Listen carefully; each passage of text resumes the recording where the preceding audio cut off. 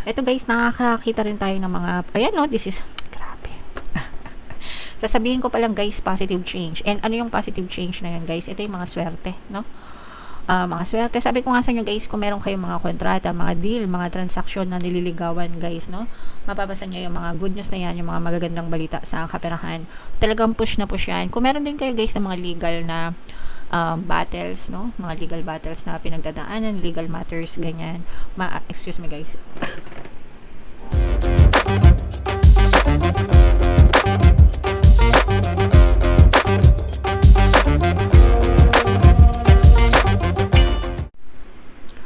Hello guys, hello Aries, welcome back to Pinay Pixie Tarot. Ang pamagat ng episode natin for tonight ay no moon kapalaran guys para ngayong February to March para sa Aries, Sun, Moon, Rising Sign and Venus. Yung ating no moon guys ay sa February 17, Chinese New Year mga kapiksi, and yung susunod nating no moon ay sa March 18. So ang reading na to ay para sa period na yan guys. And yung new moon ngayon guys ay solar eclipse din, no? So malakas yung cosmic energy. So ito yung message sa inyo guys, moon message. It's time to take action mga kapiksi, no? So if meron tayong mga plano sa buhay guys, maganda na mag-take tayo ng action, kumilos tayo mga kapiksi, no? Kasi kahit na may mga plano tayo, kung hindi naman tayo kikilos, kung walang action, wala din tayong makikitang mga resulta. So, importante na mag-action tayo para makakita tayo ng mga positive results, guys. Attune to the moon, don't even think about giving up. So, wag na wag tayong susuko, mga kapiksi, no? Kung napapagod tayo, pwede tayo magpahinga. Pero wag na wag tayong susuko sa mga bagay na gusto nating ma-achieve, sa mga pangarap natin, mga kapiksi. Okay? Additional meaning nitong card na to guys, do your best and be happy with that. As long as ginagawa nyo yung the best nyo sa buhay mga kapiksi, okay na yon, no? Wala kayong pagsisisihan mga kapiksi. Okay? And avoid being brash right now. Wag tayong masyadong magmadali, wag tayong masyadong magpadalos-dalos. Yes, it's okay to take action, pero kailangan din bigyan natin ng time yung mga manifestation natin, mga kapiksi, kasi hindi naman instant yan. When we take action, when we pray, of course guys, no, tutulungan tayo ni universe na magkaroon ng movement sa buhay natin, mga kapiksi. Alright? Okay. And you need a 12-month plan. Kailangan natin ng plano sa buhay. Okay?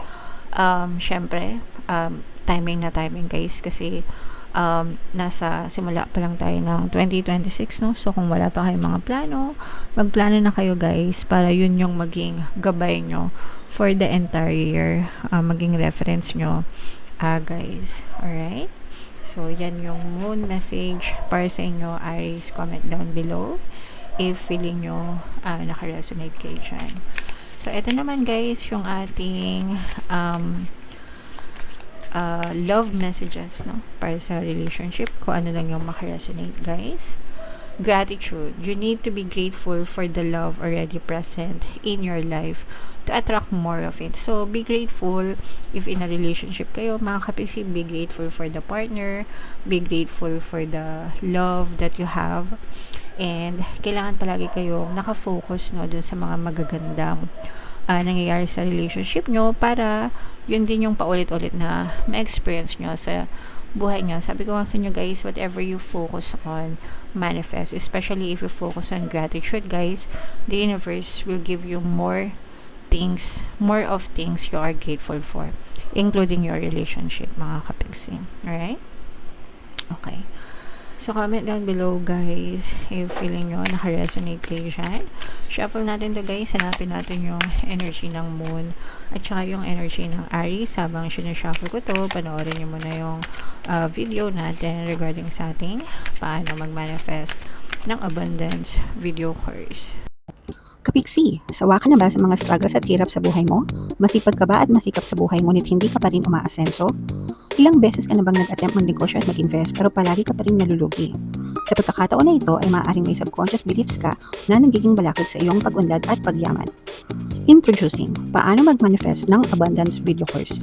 Dito ay matututunan mong ma-overcome ang mga balakid mo para tuluyan ka ng umunlad, umasenso, sumagana, maging matagumpay, successful at maswerte sa iyong kabuhayan, pera, trabaho, negosyo, salapi at kaperahan ng bonggang-bongga. Dali, mag-send na ng email sa pinoypixie@gmail.com at simulan na ang iyong pagyaman ngayon. Alright, so sa lahat ng gusto mag-avail ng course guys, meron tayong paano mag-manifest ng abundance video course, paano mawala ang third party, at magkaroon ng harmonious na relationship, paano pabalikin si ex or vice breakup. Sa mga interesado guys, mag-send lang kayo ng email sa pinoypixie@gmail.com.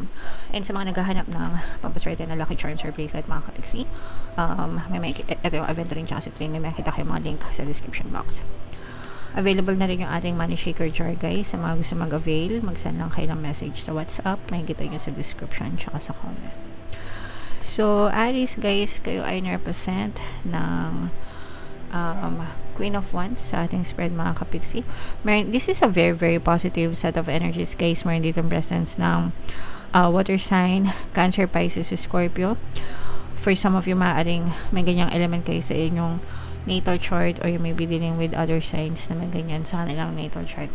Ito yung pag-success, tagumpay mga kapixie sa kaperahan, especially kung meron kayo mga inaantay na mga balita guys, good news or balita, impormasyon, let's say mga ina-applyan nyo, kung meron kayong mga ina-applyan, kung meron kayong mga pending na application, mga loan or mga loan application ganyan, or mga ina-applyan ng mga trabaho, mga nililigawan ng mga kliyente mga kapixie sa mga sales, no?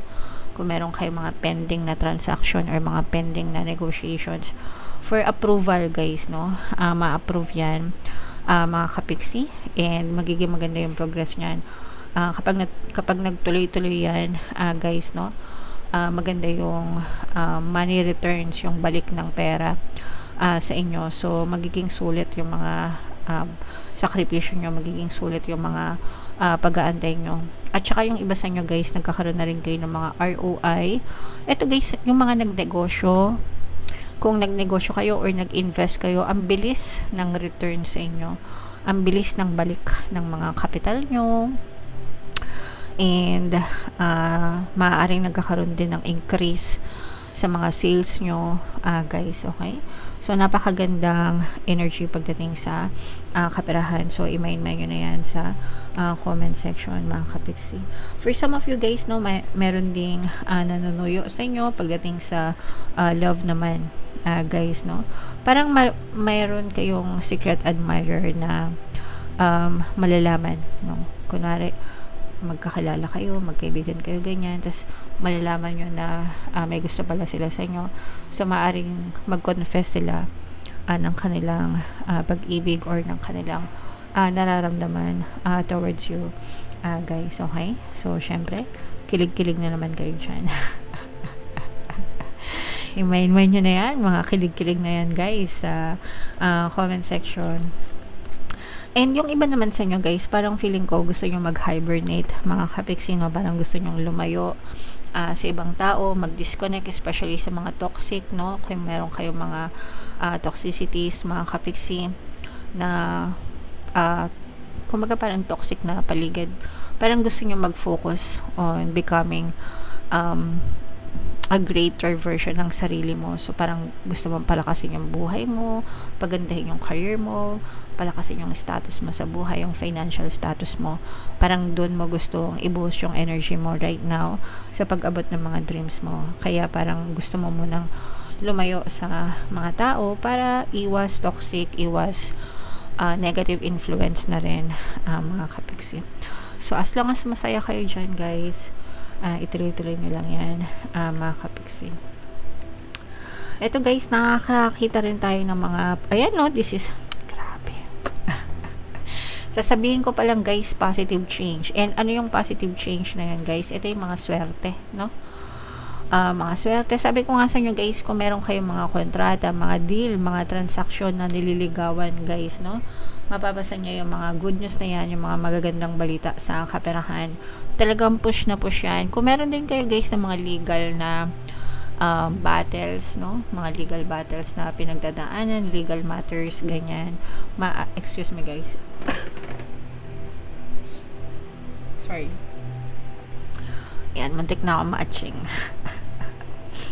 Ayan, so kung meron kayong mga legal battles, mga legal matters, no, na pinagdadaanan guys, malaki din yung chance na sumakses kayo, maging pabor sa inyo yung sitwasyon mga kapiksi. So, syempre kailangan mag-affirm kayo dyan guys, everything is always working out in my favor, no, palaging, para maging pabor talaga sa inyo yung mga sitwasyon, guys, maging pabor sa inyo yung mga maging resulta guys. And ito nga sabi ko sa inyo guys, ito yung energy ng swerte, good luck, good fortune, mga success at saka mga magagandang pagbabago. So triple combo ito na i-mind nyo na sa comment section kasi maganda talaga ito guys, very progressive. Yung iba sa inyo guys, no, parang nag-iibang anyo kayo. Hindi man ibang anyo. Yung energy nyo, no, yung aura nyo, mas nagiging agresibo kayo, mas nagiging palaban, guys, and you're trying your luck everywhere. Parang guys, kahit saan, kahit anong subukin nyo, no, wag lang kayong sumubok sa mga sugal guys. Syempre, hindi ko naman yan nire-recommenda. Baka masira lang buhay nyo. Pero kahit anong subukin nyo guys, sumubok kayo sa negosyo, sa investment, sa trabaho, sa mga side hustle, sa mga extra income, kahit anong subukin nyo guys, suswertehin kayo and makakita talaga kayo ng magandang progress at saka sa-success talaga kayo guys, okay? So subukan nyo guys, walang mawawala as long as nakafocus yung attention nyo, yung energy nyo dun sa mga bagay na gusto nyo ma-achieve. Achieve nyo talaga yan mga kapiksi, alright? Kung gusto nyo mag-avail ng money shaker jar ko guys, kasi pampaswerte rin yun sa pera, no? Ang maganda kasi doon, kapag nag-avail kayo ng money shaker jar, under kayo ng umbrella affirmations ko mga kapiksi. So, hindi lang kayo yung mag-isang nagma-manifest for yourself, ako din nagma-manifest for you. O, diba? Ang galing-galing ko pa naman mag-manifest guys. Anyway, comment down below, Aries, if feeling nyo naka-resonate kayo dyan, ito guys, i-mind nyo na yung mga swerte na yan, mga success at saka mga positive changes, triple combo guys. So, ito yung ating 2026 kapalaran guys. Ito naman yung ating success stories ng paano mag-manifest ng abundance video cards.